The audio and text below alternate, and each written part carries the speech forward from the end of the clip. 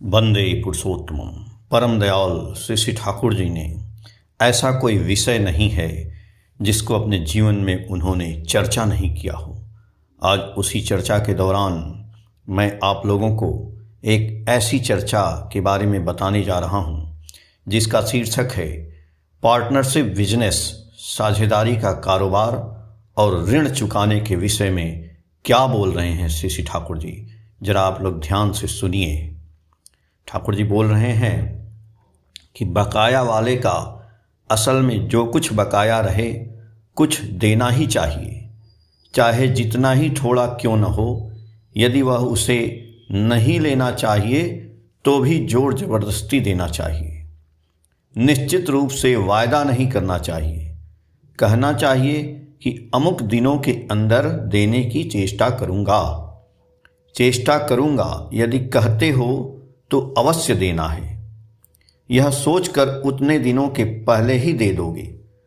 बकाया वाले को तगाजा देने का मौका न दोगे, बल्कि उसके घर में जाकर स्वयं दे आओगे। उस समय रुपए देने की बात नहीं थी, पर हठात रुपए हाथ में आ गए। स्वयं जाकर दे आए और बोले, आज ये 3 रुपए हाथ में आए हैं, इसलिए सोचा कि आपको दे आऊं।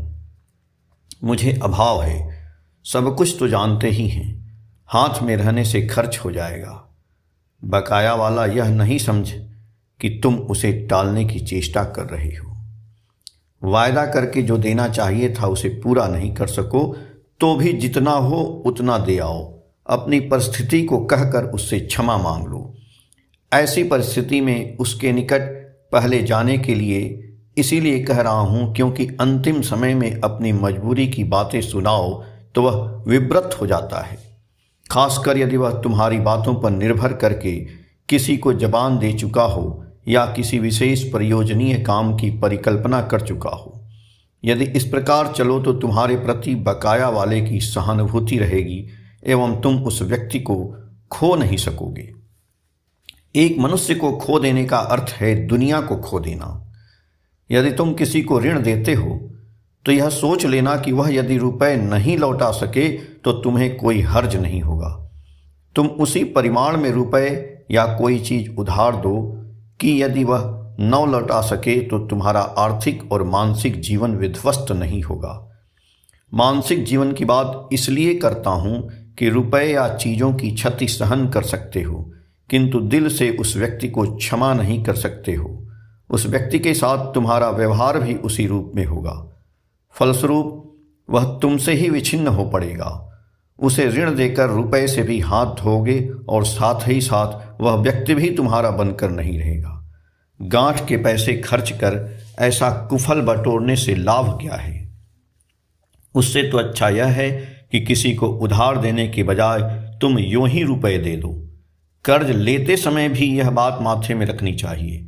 कर्ज लेने के बजाय मांग लेना ही अच्छा है। इसलिए मैं साधारणतः जो कुछ देता हूँ उसे वापस नहीं लेता और मनुष्य से कुछ लेता हूँ उसे लौटाता नहीं। मैं उसके प्रयोजन में उससे अधिक देने के लिए प्रस्तुत रहता हूँ, किंतु ऋण लेकर आदान प्रदान की बातें नहीं सोचता।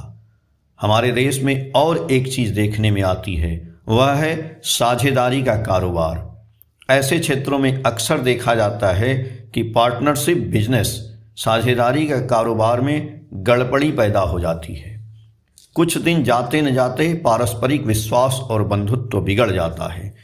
उस समय एक दूसरे पर संदेह और अविश्वास होने लगता है। इसलिए मेरी धारणा है कि देश की आज जैसी परिस्थिति है वैसी परिस्थिति में यदि कोई व्यवसाय करता भी है तो अकेले करना है। अधिक से अधिक किसी व्यक्ति को वर्किंग पार्टनर, कर्मी भागीदार के रूप में रखा जा सकता है। यदि 2-3 व्यक्ति मिलजुल कर किसी व्यवसाय में रुपए लगाते हैं तो प्रायः नष्ट ही हो जाते हैं। यदि उद्देश्य पवित्र हो एवं परिचालना ठीक रहे तो उसके बजाय निरापद है लिमिटेड कंसर्न, दायित्वशील साझेदारी का कारोबार। अनेक क्षेत्रों में यह सुनी जाती है कि लिमिटेड कंसर्न, दायित्वशील साझेदारी का कारोबार अच्छी तरह चल रहा है, पर पार्टनरशिप बिजनेस, साझेदारी कारोबार दीर्घ दिनों तक अच्छी तरह चली है, यह बात अपने जीवन में मैंने नहीं के बराबर सुनी है। कहीं चलता होगा उसकी जानकारी मुझे नहीं है। मैं खबर ही कितनी रखता हूँ, पर मेरे संपर्क में जितने लोग प्रत्यक्ष रूप से आए हैं उन्हें जैसा मैंने देखा है वह अभिज्ञता पार्टनरशिप बिजनेस साझेदारी कारोबार के मामले में किसी को उत्साहित करने नहीं देती। उधार एवं साझेदारी कारोबार ये सभी गो बिट्वीन द्वंद्वी वृत्ति के वहन हैं। आलोचना प्रसंग भाग 2 पेज संख्या 136 137 से। जय गुरु।